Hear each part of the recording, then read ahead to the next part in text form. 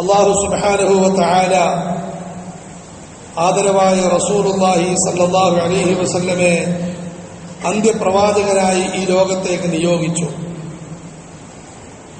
റസൂലുള്ളാഹി സ്വല്ലല്ലാഹു അലൈഹി വസല്ലം തങ്ങളുടെ അനുഗ്രഹീതമായ ജീവിതം മുഴുവനും നമുക്കെല്ലാവർക്കും പഠനാർഹവും സന്ദേശങ്ങൾ നിറഞ്ഞതും അനുഗ്രഹപൂർണവുമാണ്.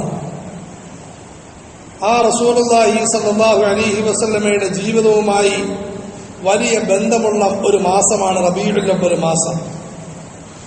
റസൂലുള്ളാഹി സ്വല്ലല്ലാഹു അലൈഹി വസല്ലം ഈ ലോകത്തേക്ക് ഭൂജാതനായത് റബീഉൽ അവ്വൽ മാസത്തിലാണ്. തുടർന്ന് 40-ാമത്തെ വയസ്സിൽ പ്രവാചകത്വം നൽകപ്പെട്ടു. ദീനിന്റെ പരിശ്രമങ്ങൾ ആരംഭിച്ചു. അവസാനം ഈ ത്യാഗ പരിശ്രമങ്ങളുടെ പാരമ്യം എന്നോണം റസൂലുള്ളാഹി സ്വല്ലല്ലാഹു അലൈഹി വസല്ലം മക്കയിൽ നിന്നും മദീനയിലേക്ക് പാലായനം ചെയ്തതും ഒരു റബീഉൽ അവ്വൽ മാസത്തിലാണ്.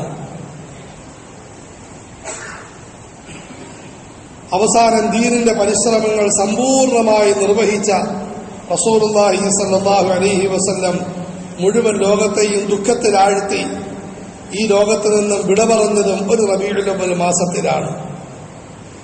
ഇത് കൂടാതെ പ്രവാചക ജീവിതത്തിലെ വിവിധ സംഭവങ്ങൾ ഈ മാസവുമായി ബന്ധപ്പെട്ടതാണ്.